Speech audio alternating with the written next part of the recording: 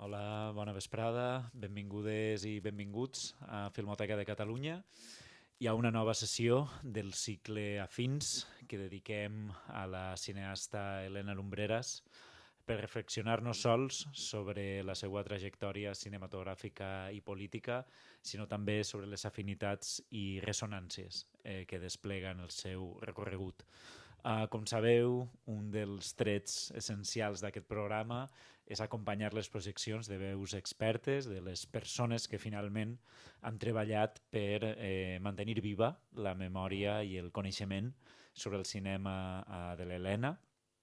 I avui tenim la immensa sort de convidar i tenir amb nosaltres el Xan Gómez Viñas, qui ens proposa, com veureu, una sessió molt rica en matisos i ressonàncies a partir de la pel·lícula El campo para el hombre, realitzada per l'Helena. El Xan actualment és un dels membres i soci fundador de la cooperativa cinematogràfica Numax a Santiago de Compostela, però en una vida anterior va ser un dels primers investigadors que va treballar seriosament a la feina cinematogràfica de Lumbreras i molt particularment el projecte que Lumbreras, juntament amb el Mariano Lisa, el seu company d'aventures, va fer a Galícia, que és el campo para el hombre. El Xan va ser autor d'un treball final de màster mític per les persones que hem treballat sobre la Lumbreras, han titulat O cinematógrafo clandestino, que després va tenir continuïtat en forma de tesi doctoral titulada Do amateur ao militante, un estudi meravellós del cinema a Galícia als anys 70, i és un veritable plaer i un honor donar-te la benvinguda a la Filmoteca de Catalunya, així que gràcies en primer lloc.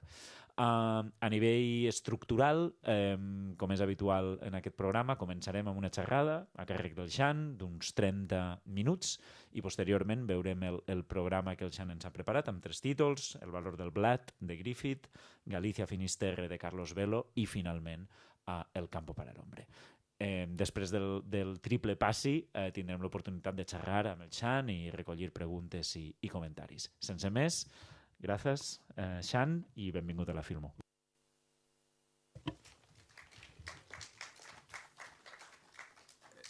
Bueno, muchas gracias a todas y todos. Muchas gracias por estar aquí. La verdad es que voy a intentar no ser muy pesado, muy coñazo, muy aburrido, a ver si lo consigo. En primer lugar, agradecer a Pablo y a la Filmoteca este convite. Y no solo, más allá de invitarme a mí, porque me parece que recuperar el trabajo de Elena Lumbreras y hacerlo de esta manera, ¿no? Una manera en la cual se nos ofrecen llevar, digamos, su obra, ¿no? a diferentes campos, a diferentes espacios de conocimiento para poder ampliar, ¿no? de alguna manera también y llevar al presente su legado, pues me parece casi un sueño, ¿no? Y yo desde luego en el año, voy a hablar un poco en primera persona, aunque no me gusta hablar mucho de mí, porque cuando yo empecé a trabajar sobre ella, hacia el año 2006-2007, Elena Lumbreras era muy desconocida, ¿no? Y que hoy se pueda hacer este ciclo y, como digo, de una manera creo que tan audaz y tan generosa, pues creo que es una gran noticia. Entonces, enhorabuena de verdad por hacer las cosas tan bien, y a todas y todos vosotros, ¿no? Sí que diré que me gustaría que sea una charla viva, y entonces si alguien tiene alguna pregunta por el medio de lo que yo diga o alguna duda, o si digo algo mal, que seguro que podéis muchos de vosotros saber muchas cosas sobre esto, me levantáis la mano, y si no, al final, como decía Pablo, pues tendremos tiempo, ¿no? para hablar.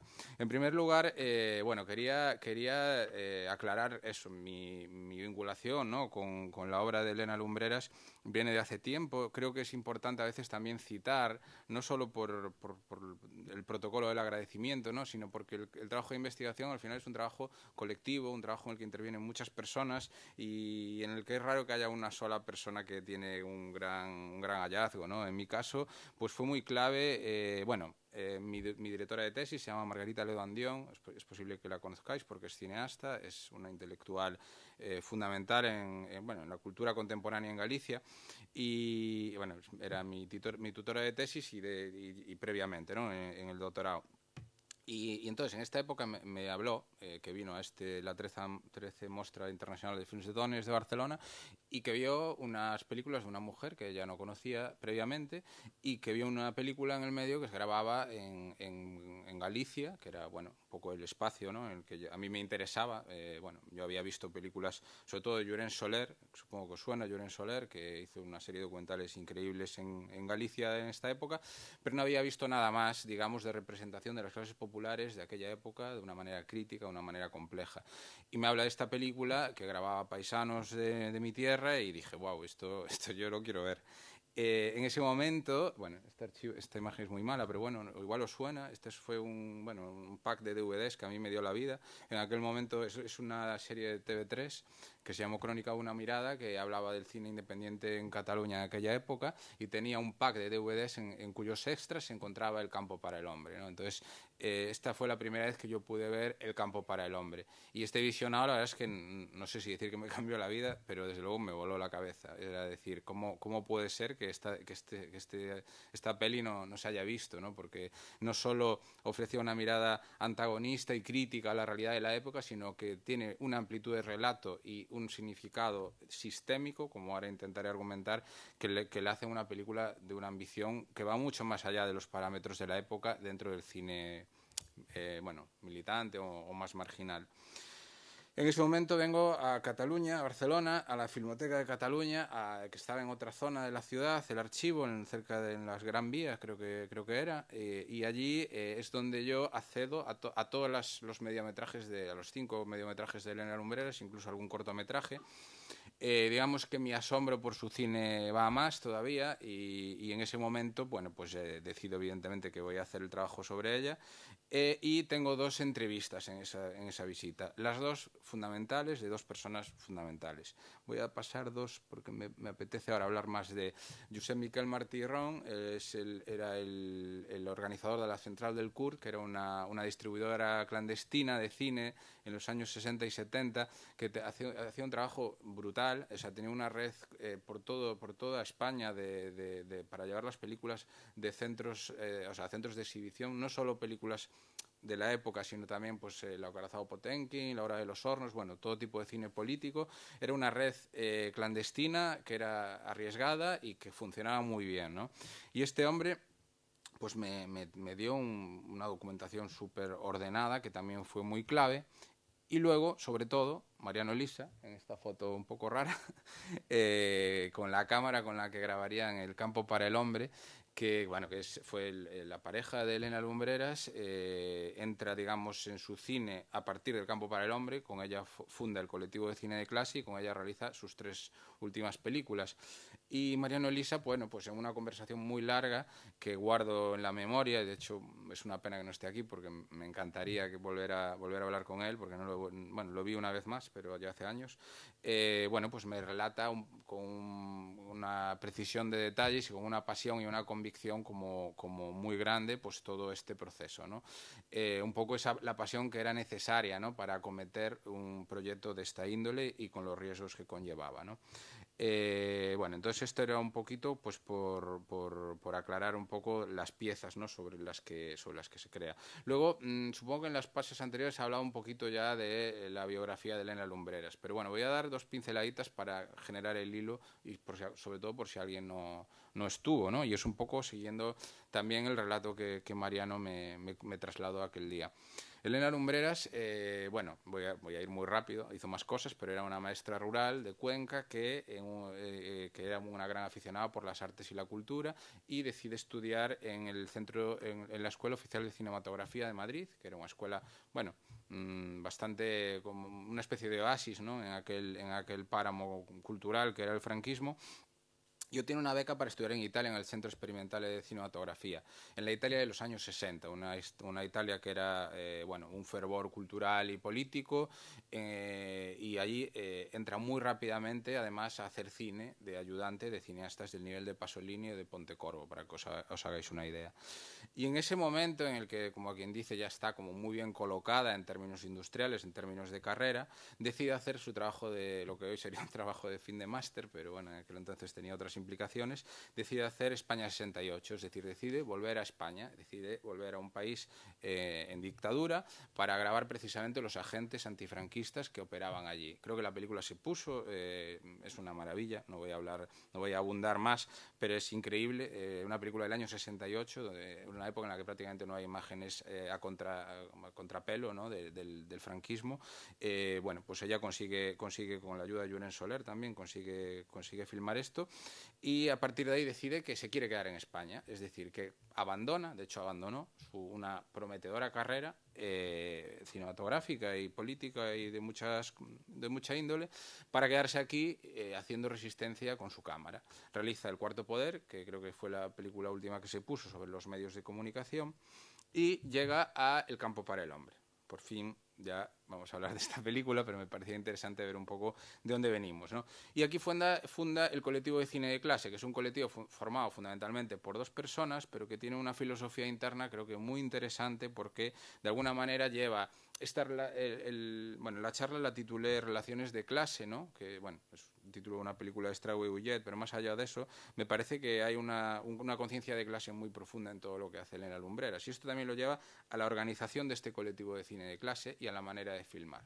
A la organización me refiero a que se trata de manera igualitaria a todas las personas que intervienen en la película.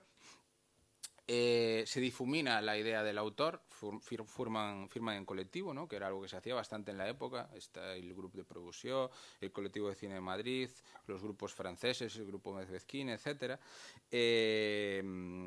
Y en su caso, bueno, pues digamos que debutan, por decirlo de alguna manera, con una película muy ambiciosa. Una película que es El campo para el hombre, no sé si tengo aquí algún fotograma, en el cual pues ellos quieren realizar una especie de tratado sobre el estado del campo, sobre las condiciones de vida del campo y los regímenes de propiedad en el campo en este año, en el año 73 en concreto, ¿no?, en el tardofranquismo. Y para ello, digamos que parten de los 2 casos más extremos, el minifundio en Galicia y el latifundio en Andalucía. Claro, como para llegar a esta realidad tienen una pobreza absoluta, ¿no? De alguna manera, básicamente, como puse en la reseña que tenéis en la web, tenían un 2 caballos y una máquina de 16 milímetros que funcionaba a cuerda y que tenía una autonomía creo que eran de 28 segundos de imagen.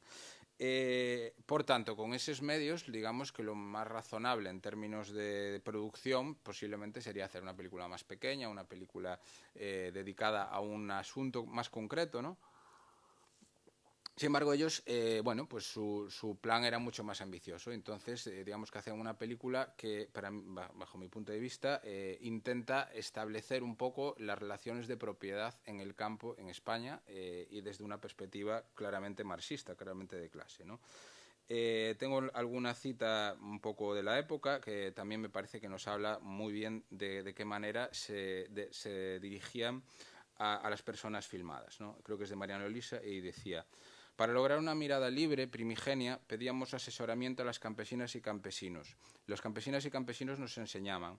Elena Lumbreras y yo nos detuvimos en el campo como maestros. Perdón, no estuvimos en el campo como maestros, estuvimos en el campo como discípulos de quienes viven, trabajan, aman, gozan y sufren en el campo. Fuimos alumnos de los campesinos y campesinas. Acudimos a la fuente de la palabra del pueblo, de la que brota la literatura popular, la literatura culta, de altura y de calidad, la tragedia y la comedia de la antigua Grecia, el teatro de Shakespeare, la narrativa de Cervantes, ¿no? En ese sentido, creo que la película tiene ese valor de colocar en el mismo nivel pues las declaraciones de los campesinos con discursos seguramente más intelectualizados, por ejemplo de Xosé Manuel Beiras, que venía de publicar la tesis sobre el atraso económico de Galicia, o un político de la Segunda República, ¿no?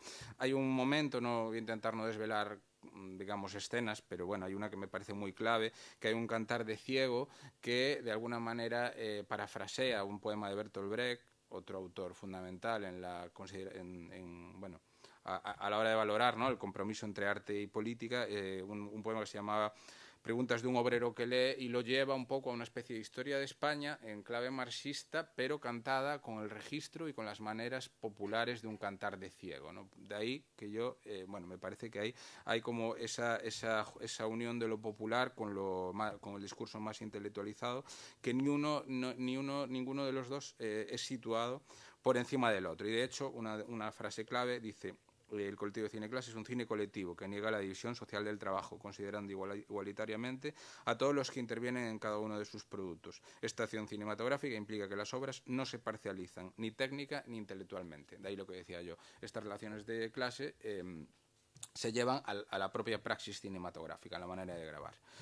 Y luego estamos hablando, por supuesto, de un cine clandestino, es una obviedad. Es decir, en esta época, tú para grabar cualquier cosa, que no fuera con una cámara amateur, que no fuera con un Super 8, tenías que pedir una carta de rodaje. Si no pedías una carta que luego pasaba por la censura. Entonces, la única manera de sortear la censura era no pedir esa carta de rodaje, entonces te convertías automáticamente en un cineasta o una cineasta clandestina. Y esto comportaba obviamente riesgos a nivel policial, no solo de las personas que filmaban, sino también de las personas que eran filmadas y también de las personas que iban a ver las películas proyectadas, y no digamos del espacio en el que se proyectaba, ¿no? Entonces me parece muy, muy importante ser conscientes de esta implicación personal en la cual, bueno, digamos que el acto cultural que hoy en día es asistir a una proyección o a un cineforum tenía un plus de peligrosidad que hacían que las proyecciones fuesen diferentes, cuando menos, ¿no? Entonces, en ese sentido, ella era muy consciente y, por ejemplo, hay una cosa que veréis en la película, una asincronía o varias asincronías que hoy en día podéis leerlos como una especie de error técnico. Es decir, habrá momentos en los que los labios de algunos campesinos no coinciden con la voz que oiréis. Vosotros diréis, bueno, pues es un problema técnico, no estaba sincronizado. No tiene nada que ver. El campesino que veis no es el que habla. Era una manera de exonerarlo en caso de que las películas fuesen confiscadas por la policía. Ese tipo de actos, de gestos, me parece que tiene un valor increíble porque digamos que en su caso el cine no se sitúa por encima de la realidad filmada, ¿no? El cine creo que es un arte maravilloso porque tiene una gran tendencia a vampirizar y a colonizar los espacios a los que acude, ¿no? Es muy habitual, incluso en el cine de izquierdas, que los equipos llegan, filman y se van, y lo que ha pasado ahí pues me da un poco igual. En cambio, digamos que este tipo de procedimientos que ya digo que se pueden ver como un error, hoy en día, si no se explica, creo que llevan a la película a otra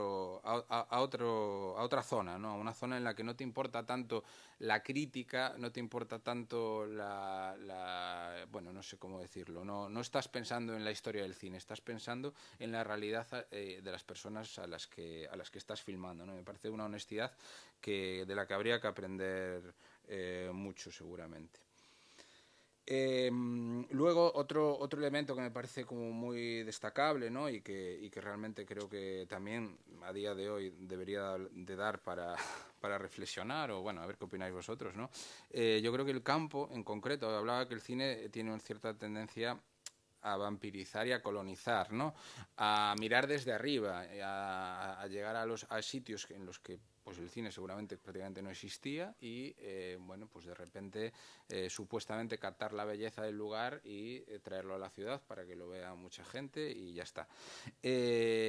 Vivimos hoy en día un boom de películas de retorno al rural, ¿no? Y en muchas ocasiones, y no me parece nada mal que haya películas sobre el rural, y esto es una opinión personal, también para hablar después un poquito en el coloquio, a ver qué opináis, creo que a veces hay una cierta idealización o una especie de búsqueda de una cierta esencia, supuesta esencia, ¿no?, del ser humano en estos espacios casi olvidados, que está creo que en la antítesis de lo que hacía Elena Lumbreras. Elena Lumbreras trata al campesino de la misma manera que trataría, creo, a un obrero industrial o a un habitante de un barrio, o hoy en día pues a, no sé, a alguien que trabaja en un call center o vendiendo móviles. Creo que el análisis de clase y digamos, la horizontalidad de la mirada de Elena Lumbreras y de Mariano Lisa es la clave de su cine, la clave de que este cine transmita tanto, bajo mi punto de vista, y a pesar de, bueno, pues de esa precariedad, ¿no?, tan grande de medios que tenían. Y que para mí digamos, que se sitúa en la antítesis de la representación del campo que realizaba el Nodo, que realizaba, digamos, la cinematografía franquista, ¿no? Cuyos, digamos, tics en ocasiones se reverberan en la tele, en los anuncios, en muchas otras cosas que tienden a folclorizar un poco el medio rural, ¿no? Bueno, es no sé, una pequeña provocación que lanzo y luego ya diréis qué opináis. Y luego otra clara voluntad, creo que el cine de Elena Lumbreras era su voluntad contrainformativa, ¿no? En España 68 es muy obvia, hay como una especie de tentativa de vamos a mostrar qué actores están aquí luchando contra el franquismo. Como decía, la dictadura no solo era violenta, no solo era represora en lo policial, sino también que tenía un gran interés en controlar la imagen que se ofrecía sobre ella, ¿no? Y una idea muy potente, que creo que me dijo Mariano Lisa en la conversación de la que hablaba, es que ellos querían desmentir la idea de paz social, es decir, y posteriormente, en sus películas posteriores, la idea de transición. De transición quiero decir como un proceso consensual y un proceso armónico. Todo se consigue luchando. Y esta lucha de clases es la que bueno, pues debe dar sus frutos o no, pero desde luego ahí es donde se libra, ¿no?, la gran batalla. Y también, dándole una vuelta a la película L'Enrené, me decía Mariano Lisa, la guerre n'est pas finie, ¿no? La guerra no ha acabado. La guerra finie es una película que nos habla de la guerra, hace referencia a la guerra civil. Y la guerra civil y sobre todo la república es otro gran tema de Elena Lumbreras, que nunca es el tema principal, pero siempre está ahí, ¿no? Hay como siempre creo una conciencia de que el golpe de Estado del 36 nos arrebató muchas cosas y desde luego hay una herencia que sería necesario como, bueno, recuperar en un momento, los años 70, en el que digamos que el fin del franquismo se intuye cercano, pero hay que ver hacia dónde vamos, ¿no? Hacia una democracia burguesa o hacia otra cosa que seguramente es lo que estaba más en la mente de nuestros amigos. Y otro elemento muy clave y muy obvio es que Elena Lumbreras era una mujer. Y ser mujer es un problema muy grande si quieres hacer cine y en cualquier, digamos, parámetro industrial, y no digamos en un cine de este tipo. Es increíble, ¿no? O sea, el machismo es muy transversal y también obviamente sabemos que también está en la izquierda y también está a la hora de historiar todo esto, ¿no? Es algo que hablaba antes con Pablo. Yo, por ejemplo, en el año 2006 conocía a Llorén Soler, pero no conocía a Elena Lumbreras. Una película como Todos o Ninguno, que creo que tenía aquí como Todos o Ninguno, que es una película sobre la autogestión obrera y la toma de fábricas, no la conoce prácticamente nadie. Todo el mundo conoce Numas Presenta de Joaquín Jordá, supongo. Yo trabajo en una cooperativa que se llama Numas, es decir, yo adoro a Jordá, yo adoro a Llorén Soler. No se trata de eso. Se trata de por qué nadie conoce Todos o Ninguno y si se conoce la película de Jordá. Es decir, creo que hay como digo, un machismo transversal que nos debe llevar a reflexionar y que desde luego habla de que esa doble explotación, ¿no?, que tenían y tienen las mujeres llega también muchas veces a la manera en que transmitimos la historia del cine. Es algo que creo que debemos ser muy conscientes. Y creo que bueno, pues el hecho de que Elena Lumbreras fuera mujer también la lleva a tener una especial sensibilidad hacia los personajes femeninos en sus películas. El campo para el hombre es muy notable. Hay unas grabaciones de unas campesinas gallegas que la verdad es que impresionan. Bueno, espero que se entiendan bien porque a veces hablan como muy rápido y la verdad es que, bueno, a mí es una de las partes que más me emociona de la película. Y luego quería reflexionar, ya acabando un poco y antes de presentaros las películas, creo que me he dejado cosas, pero bueno, luego también continuamos, si no. es un poco qué debemos hacer a día de hoy con este tipo de cine. Es decir, yo creo que lo que está haciendo la Filmoteca es increíble. Creo que es el tipo de aprovechamiento que se debe hacer. Quiero decir, pero siempre me pregunto, ¿no? Cuando accedemos a cine de otra época, incluso a cine bueno, que retrata luchas pasadas, ¿no? Creo que si nos quedamos simplemente con ver, pues mira, qué mal vivían, qué bien que luchaban contra la dictadura, y no lo conectamos de alguna manera con nuestras realidades, digamos que no va a conseguir el objetivo. El objetivo de estas películas es un poco, creo, que sirvan de herramienta política, herramienta de pensamiento, herramienta de agitación, que el cine no se quede solo en la sala de cine. El cine que nos lleve al salir de la sala a discutir y a pensar qué está pasando con nuestro mundo. Y esto es una constante, obviamente, que debemos creo que debemos de agitar, ¿no? De nuevo, no me gusta hablar de mí, pero... mira, perdón, vuelvo a las mujeres. Bueno, esto me emociona mucho porque esta mujer es Ana Turbao, fue la pareja de Julen Soler, y una fotógrafa increíble. Tiene una serie de fotografías en la Galicia del 74-75 brutales. Y falleció hace poco, y bueno, tanto ella como Llorens fueron también muy generosos conmigo cuando hice la tesis. Y también quería destacar a María Miró, que era del colectivo de cine de Madrid, mujeres que es posible que no suenen por algo, ¿no? Por algo no por ellas, sino por cosas que no deberían pasar, ¿no? Bueno, quería hablar de algo, qué hacer con este cine. Bueno, no es que me guste ponerme de ejemplo de nada, pero como hay una historiadora que también es muy amiga mía, que se llama Lidia Mateo, que nos citó, pues voy a aprovecharlo, ¿no? Yo cuando hice esta investigación del campo para el hombre, yo y el cineclub del que formaba parte, el Cineclub de Compostela, pues decidimos, un poco con este espíritu un poco loco de Elena Lumbreras y Mariano Elisa, ir a los sitios, o sea, poner la película en los sitios en los que se filmó. Entonces, la parte gallega fuimos a Arzúa, que es un ayuntamiento que está a 30 kilómetros de Santiago, porque tenía un amigo que tenía una asociación cultural allí. Hicimos no sé si se lee muy bien, pero hicimos una charla con la que participó Xosé Beiras, que lo veréis en la película, Lidia Senra, que es una sindicalista del campo, y Lavina Lisa Lumbreras, hija de Mariano y de Elena. Bueno, y luego un miembro de un colectivo de filosofía, y nada, y sí, bueno, en ese momento pues lo que hicimos fue ver la película, y la gente empezó a hablar de lo que era su vida en aquel momento en el campo, ¿no? Sigue siendo un ayuntamiento profundamente rural, aunque hay un proceso de despoblación bastante grande. Y también fuimos a Marinaleda, que es, bueno, mítico ayuntamiento comunista. No es exactamente donde se graba la parte andaluza, pero está muy cerca, y teníamos un amigo que conocía a Juan Manuel Sánchez Gordillo, que es no sé si sigue siendo el alcalde de allí, y la verdad es que fue también una experiencia chulísima. No tiene que ser esto, pero bueno, de alguna manera, y aquí es donde un poquito meto una cuña gratuita, pero creo que muy importante, porque sabéis que se está urdiendo un nuevo expolio, una nueva agresión contra el campo gallego, que es la creación de una macrocelulosa en el corazón de Galicia, que va a ampliar todavía más la despoblación, y un caso claro de, a ver si me sale la palabra, el colonialismo interior. Es decir, una empresa de fuera que llega a Galicia, en este caso, extrae los recursos y solo deja pobreza a su paso. Y está habiendo una gran movilización. Bueno, pues yo creo que el campo para el hombre, de alguna manera, también nos habla de Altri, porque creo que las grandes películas, las películas que intentan establecer relaciones sistémicas, no solo ir al caso concreto, nos sirven para pensar con una cierta amplitud.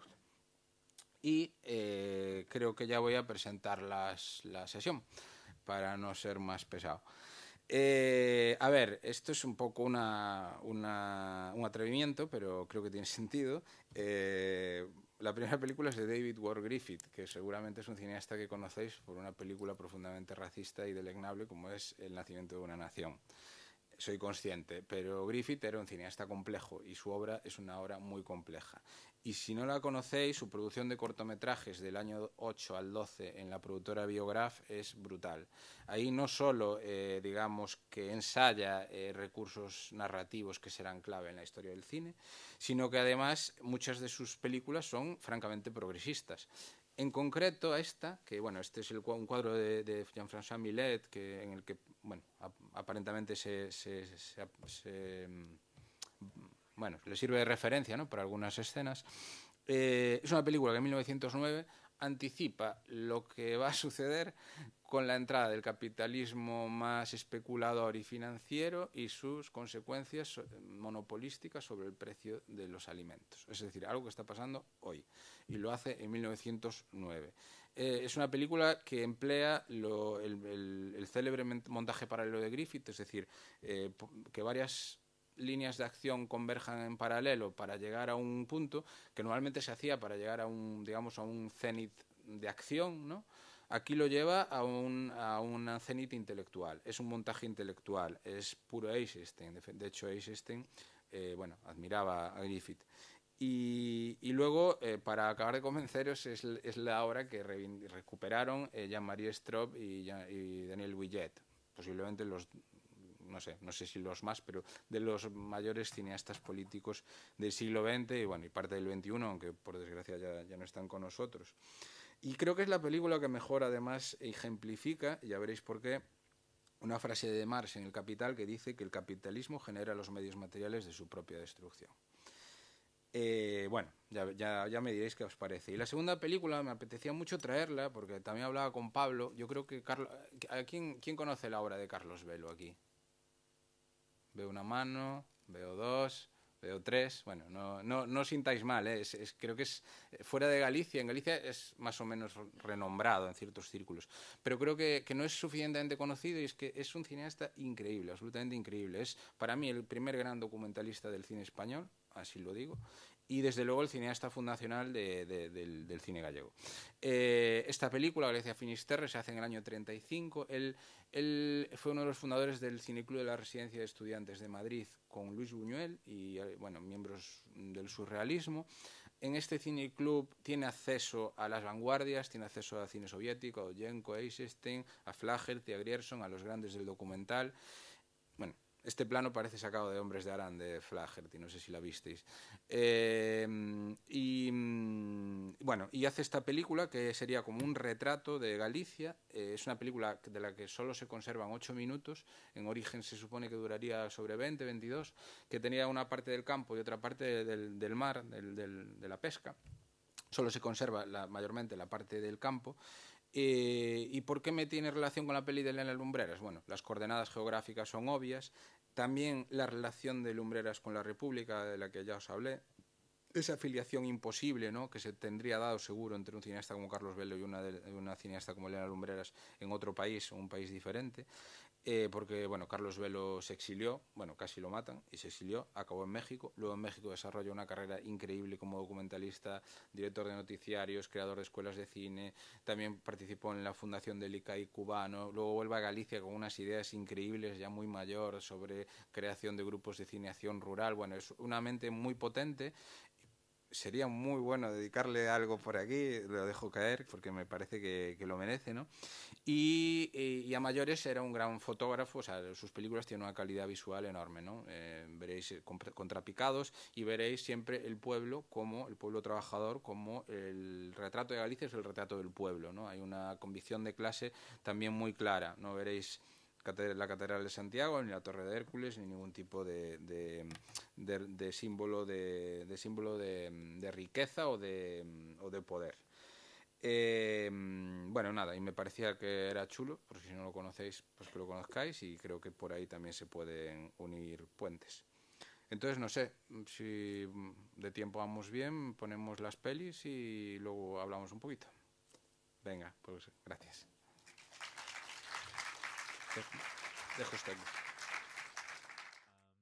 Bueno, primer de tot, gràcies, Xan, no només per l'excel·lent presentació, sinó també per la selecció de les 3 pel·lícules, que crec que, bueno, personalment almenys m'ha resultat superevocadora, no? Aquest viatge al llarg del segle XX, no? En 3 etapes, amb el camp i les lluites. De fet, he de demanar disculpes perquè la primera pel·lícula, la de Griffith, degut a una errada tècnica, malauradament l'hem projectada sense la traducció dels rètols al català, i demano disculpes perquè ho teníem preparat però per un problema tècnic no hem pogut fer servir aquesta versió. Si és necessari podem fer ara un resum una mica casolà en sortir dels continguts de la pel·lícula. No vull furtar temps a la discussió, tenim uns 10 minutets comptats i teniu ja directament la paraula, tenim un micro a la sala, podeu alçar el braç si teniu preguntes. Bona tarda. Sí. A mi m'ha agradat molt ver estas películas en un momento de transición. Yo creo que están inspiradas, sobre todo la última, en la obra de un economista catalán, Joan Martínez Alier, La estabilidad del latifundismo, que precisamente en el año 1967 trata el tema fundamental, es la unión, ¿no? Entonces creo que son películas que transmiten una etapa de transición en la que lo viejo todavía no ha muerto, pero lo nuevo está avanzando, ¿no? La emigración ya ha empezado en los años 60, la película es del 73, me parece. Está Martínez Carrión, que es el especialista que había estado en la Comisión Técnica Agraria de 1931 y que vivía para contar esto, ¿no? Entonces, bueno, yo creo que hay a veces unas dudas metodológicas, porque se sigue hablando de sociedad precapitalista y cosas así, que hoy ya no se aceptaría académicamente, pero lo que sí está claro que el problema básico, que es la desigualdad de la propiedad, lo marca profundamente, sobre todo hablando de los diferentes niveles de vida. Yo creo que ha sido muy importante cuando esa campesina o ese jornalero de Andalucía muestra cómo en una habitación tienen que vivir 3 o 4 personas. Es decir, es como si el tiempo se hubiera congelado de 1925 a 1973. En este sentido me parece que esta sería una película que no debiera quedar para, como se decía antiguamente, para Cineforum, sino que tenía que difundirse en las escuelas y en la universidad. Enhorabuena. La pel·lícula està disponible al canal de YouTube de la Filmoteca amb lliure accés. Sí, bueno, muchas gracias. Yo me acordaba cuando pusimos la película en la zona en la que se grabó, la parte gallega, que es de la que más hablo por proximidad, ¿no? Pero la andaluza es increíble también. Y me acuerdo que los paisanos, aparte de reconocerse algunos de ellos, venían a decir, es que no ha cambiado prácticamente nada. Es decir, el nivel de vida ha mejorado, eso es indudable. Hemos podido enviar a los hijos a la universidad, pero luego digamos que el trabajo en el campo sigue siendo de una esclavitud tan grande y sobre todo los márgenes de provecho de ese trabajo se están reduciendo de manera tan atroz que realmente es muy difícil. Y bueno, las cifras de despoblación del rural están ahí, ¿no? En el caso gallego al menos. Entonces sí, es ¿cómo? En todos los sitios, seguro, claro. Entonces sí, yo creo que en ese sentido es una película que, está como encapsulada en un momento histórico muy concreto, pero que yo creo que nos apela muchísimo y nos apela toda esta parte, creo, ¿no? También de las otras películas en las que sentimos como es un sistema el que es injusto con los campesinos, y esto nos acaba llegando a cualquiera cuando hacemos la compra, claro.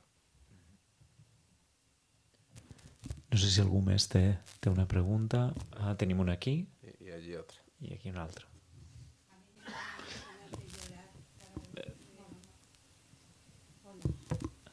Los documentales son estupendos.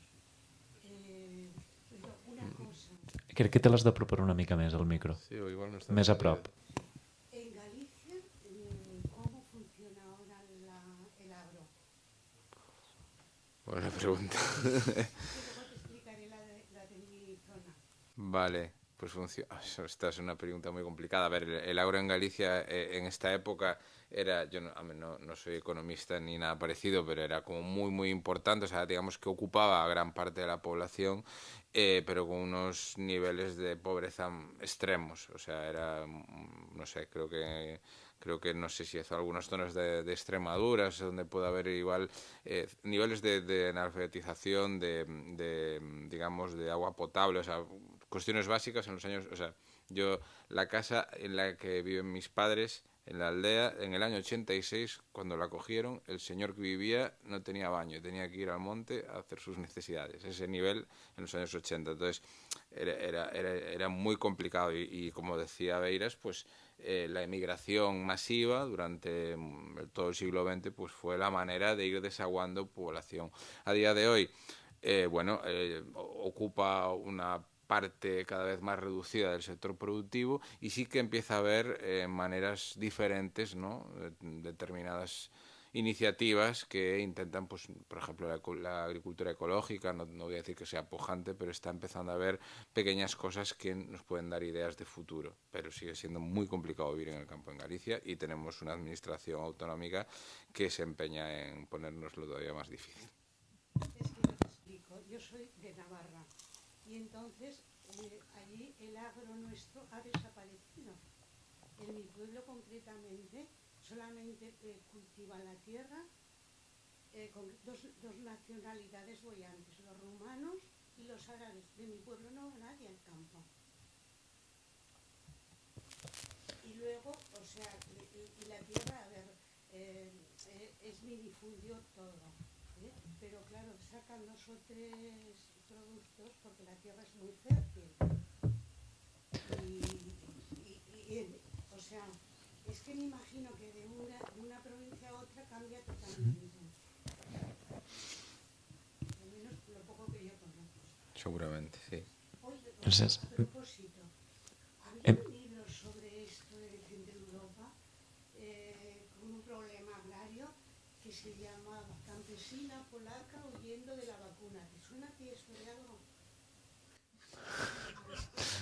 La verdad es que no. El buscarem la referència. Me harás un favor. Perfecte, gràcies. Tenim temps per una darrera pregunta. Ahí había una. Sí, no sé si darrere n'hi havia una altra. No, val. Manel, demanarem brevetat. Brevetat. Sempre hem de presses. Bueno, a veure, estem parlant d'Helena Lumbreras, estem fent el cicle d'ella. Jo crec que és interessant recordar què suposava per la Helena i per al seu col·lectiu, aquest col·lectiu que ja hem parlat, que estava format per Llorenç Soler, per l'Anna Turbau i per l'Helena Lumbreras, què suposava fer aquest tipus de pel·lícules. Estava pensant jo, en aquest sentit, en un altre col·lectiu que va venir una mica després, però que també és dels anys 70, que va ser el col·lectiu polític anomenat MIL, del Puig Antic i del Oriol Soler Sogranyes. Ho dic perquè per aquesta gent, o sigui, pel col·lectiu de la Helena Lumbreras, ha sortit aquí i ha mencionat el tema de la càmera. La càmera de 16 mil·límetres era com una arma. O sigui, en canvi, el col·lectiu del MIL, l'atracament en els bancs, que no en deien atracament, sinó en deien expropiació, era expropiar uns diners al banc, al capitalisme, per poder ajudar a la classe obrera a desenvolupar-se. Vull dir, en aquest sentit, cada un, diríem, actuava d'una manera, evidentment, en el cas del cinema, ho estem veient, sobretot en l'última pel·lícula, quina era l'inquietud de l'Helena Lumbreras, era conscienciar a través del cine, perquè el cine també es podia considerar com un divertiment, com una cosa del capitalisme i dels rics i tal i qual, però en canvi aquest cine de 16 mil·límetres, aquest cine pobre, aquest cine fet amb una precarietat increïble, perquè jo recordo, jo hi estava ficat, l'Anna Turbau em va fer de foto fixa d'una pel·lícula meva i el Llorenç Soler va ser el director de fotografia. Aquest cine era caríssim, malgrat era de 16 mil·límetres, per tant no era de 35, era caríssim i per tant fer una pel·lícula era una cosa, a part de la clandestinitat, o sigui, la clandestinitat ja acabava, diríem, de revelar tot això, però vull dir, dintre del mateix sistema de fer les pel·lícules era una lluita de classes increïble.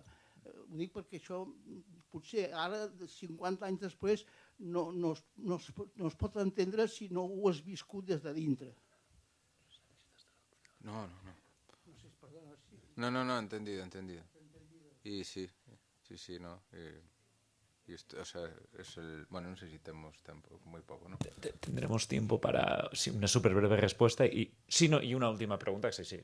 No, un segundo, no sé si vols dir... Perdó, no, de repente repartint joc com un... Muy rápido, es que comento muchas cosas y algunas de una realidad política que no controlo tanto, pero no, lo que hablabas del poderío del cine, el cine es, claro, ha sido utilizado por todos los sistemas, ¿no? Decía Lenin que era de todas las artes la más importante y por supuesto que es un arma hacia muchos lados, no siempre los nuestros, pero sí, claro, en aquella época pues tenía esta función de...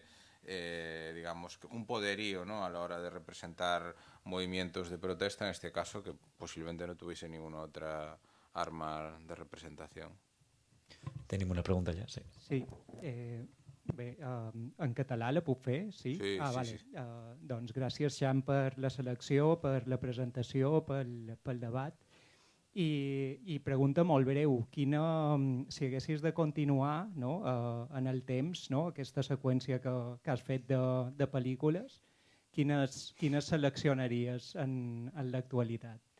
Sí, pues es muy buena pregunta porque me da un poco de rabia porque creo, bueno, en el fondo creo que todas las películas son actuales si las miramos desde hoy, pero es verdad que me hubiera gustado seleccionar, si es que también es verdad que quería películas pequeñitas por no eclipsar, ¿no?, la de Elena, pero tengo bastantes dudas, tengo bastantes dudas porque realmente sí que se produce infinidad de películas, pero no conseguía localizar alguna porque, bueno, las películas que, por ejemplo, nos llegan de movimientos, el movimiento Sin Tierra de Brasil, por ejemplo, o sea, movimientos realmente antagonistas en distintas partes del mundo, no llegan a mí o no sé, no he encontrado películas que me remuevan tanto como estas, ¿no? De hecho, hay dos películas que tuve que descartar con mucho dolor. Pero eran antiguas, ¿eh? Una era de Vittorio De Seta, no sé si conocéis, un documentalista increíble, una película que se llama Parabolador, o sobre unos campesinos de Sicilia, y la otra es una que voy a poner un fragmento, pero creo que no nos da tiempo, que se titula Precio y beneficio de la patata, es una película del año 31 de Yves Allégret, que precisamente nos habla de todo esto de una manera increíble. Las dos están en YouTube, si buscáis. Y no tengo la peli reciente que acompañase bien este ciclo, pero seguro que si busco un poco más, o no sé si tú tienes alguna idea. Bé, del cinema zapatista crec que hi hauria alegries per explicar, no? De conquestes que s'han fet amb reivindicacions molt similars i que ressonarien molt d'aquestes idees de reforma agrària, de lluita des de baix. Crec que per allà hi ha opcions, sí. En el ciclo que hicimos en Marinaleda hay dos películas que no me acordaba. Una es A Illa das Flores, no sé si os suena, de Jorge Furtado, una película también de 10 minutos que te cuenta el mundo del capitalismo, y la otra era valenciana, a Tornallón, sí.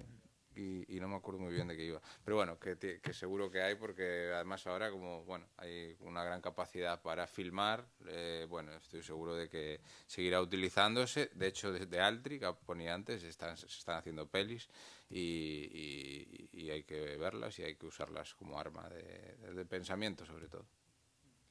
crec que ens podem quedar amb aquesta crida a seguir conreant aquesta filmografia de lluites agràries.